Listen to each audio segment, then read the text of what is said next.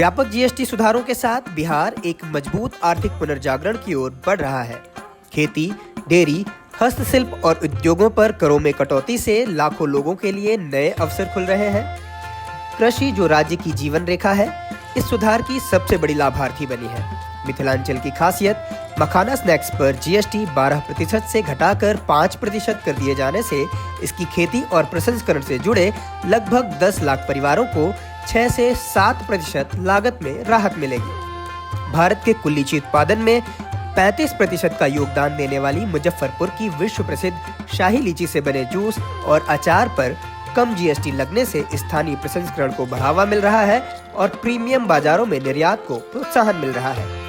उर्वरक और कृषि मशीनरी भी सस्ती हो गई है। ट्रैक्टर अब 56,000 रुपए तक सस्ते हैं और इनपुट लागत में 13% तक की कमी आई है, जिससे छोटे किसानों को मशीनीकरण और खेती में मदद मिल रही है।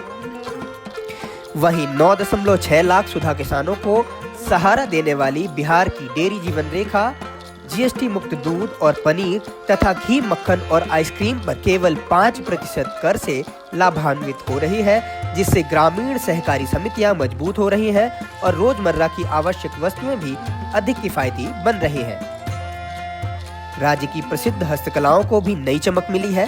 भागलपुरी सिल्क, मधुबनी पेंटिंग्स, सुजनी कढ़ाई, सिक्की घास के शिल्प और पाथर कट्टी पत्थर की नक्काशी जैसे जीआई टैग प्राप्त धरोहर शिल्पों पर अब केवल 5% जीएसटी है।